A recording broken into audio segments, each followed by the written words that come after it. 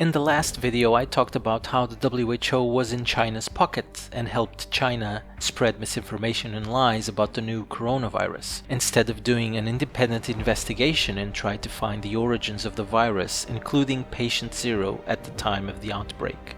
Now, 1 year and 3 months later, the WHO wants to go to China and do precisely that, an investigation on the origins of the virus. If we needed more proof that the WHO was corrupt and has absolutely no useful purpose to the world and actually helped the efforts of spreading the virus around the world, there we have it. What will the WHO find, in air quotes, about the origins of the virus 1 year and 3 months later? We already know that China ordered labs to destroy virus samples and intimidated and probably killed people that were trying to expose the fact that the virus outbreak was happening in China. So what exactly will the WHO find? Do you remember when the so-called wet markets in China were said to be the culprit of the outbreak of the coronavirus? Do you also remember that they reopened without the WHO even interfering in the process? It was said that the WHO was drafting guidelines for the wet markets, but China opened them and the so-called guidelines were still being drafted. So some questions regarding the wet markets could be, if they are the culprit of the outbreak and are now open and millions of people have gone through them for 6 months, what will the WHO find there regarding the origins of the virus? If they are not the culprit, then where did it come from and how can its origins be found 1 year and 3 months later? The short answer is it can't. The long answer is, if there is a real investigation at all, the WHO will find absolutely nothing except what the Chinese Communist Party wants them to find, and you can be sure that it will not incriminate China. Given how corrupt and useless the WHO has proven to be, this leads me to call out countries that finance the WHO, because they are part of the problem too. Despite what happened in 2020, barely any country in the world even pushed for a reasonable investigation of the events that took place this year, exceptions being the United States with Trump as president, Australia, Japan, and India. Australia, for example, is being punished by China for daring to want an independent investigation into what happened with the virus. China has started a sort of trade war with Australia because of it. And India is in literal confrontation with China, since China is trying to take land by force in the so-called disputed borders. In essence, the WHO literally spread misinformation and lies about the virus that cost hundreds of thousands of lives, and no one cares, with very few exceptions. This is the danger of giant organizations like the UN, the WHO, the European Union, that want a world government to be a reality. Because when you give centralized control of everything to a select few, dictatorships are born, corruption becomes the norm, freedom ends, and people die. Further examples of China corrupting the UN is the fact that the UN made China part of the Human Rights Council.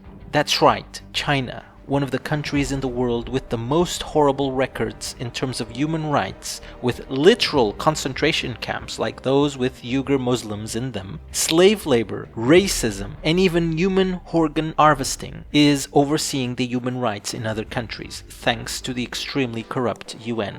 This is nothing new for the UN though, since the UN had Saudi Arabia heading the Women's Rights Council, the country with one of the worst records in women's rights in the entire world headed the UN's Women's Rights Council. That's how corrupt and useless the UN really is. And for a Portuguese like myself, living in an extremely corrupt country like Portugal, it's also not surprising that a corrupt Portuguese politician, António Guterres, that brought us to our knees economically and socially, is the head of the corrupt UN right now. I don't think it's a stretch to say that who supports these huge organizations is as corrupt and as criminal as these organizations are. Also, they think everyone is stupid because they continue to do stunts like these, claiming to want to investigate the origins of the virus 1 year and 3 months later, when all possible proof of the origins was either destroyed or removed from sight by elements of the Chinese Communist Party. The WHO is only going to find what the Chinese Communist Party wants. This assuming that an investigation is actually going to happen, which I doubt. This is just propaganda claiming they will investigate, but nothing will actually be done.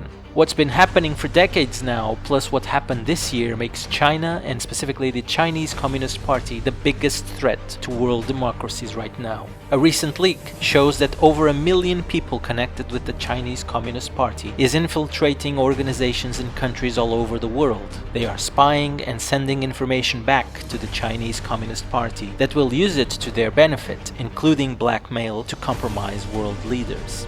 According to recently released documents and leaks, Joe Biden, the current president-elect of the United States of America, is already compromised. His son, Hunter Biden, is involved in shady and corrupt deals with links to the Chinese Communist Party, links that also incriminate Joe Biden. Angela Merkel, the Chancellor of Germany and who essentially is in charge of the European Union, is very cozy with the Chinese dictator Xi Jinping.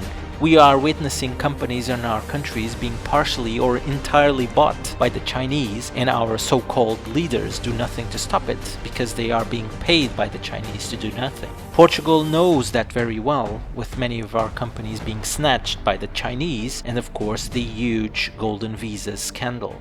We are witnessing entire countries falling into the Chinese debt trap, which forces them to literally surrender land and resources to the Chinese. And do you see Joe Biden talking about how he's going to continue Trump's hard policy on China? No, quite the contrary. Do you see the European Union looking to punish China for not preventing the virus from leaving China or for their human rights violations? No, the EU is mostly silent about China. When these powerful figures in world democracies are so close, dependent, or compromised by the largest dictatorship in the world, that's when our own democracies start to crumble. We are not in a literal war with the Chinese Communist Party, but they are destroying us from the inside as they infiltrate our companies, our institutions, our schools and universities, and corrupt our politicians. The coronavirus pandemic is just another example of this behavior, only at the microscopic level. We will most likely never know the whole truth about the origins of the virus, since the WHO's investigation will find nothing of use 1 year and 3 months later, and after the Chinese Communist Party already destroyed evidence of it. Having said all this, and in my opinion, the question for all of us is very simple. Do you want to live in a democratic country and be free, or do you want to be the next colony of China and live in shackles? If you want the former, stop voting for liberal, left and far left politicians. If you want the latter, keep voting as you've been voting, since that's exactly where we are headed right now. Anyway, I hope you like this, and I'll see you next time.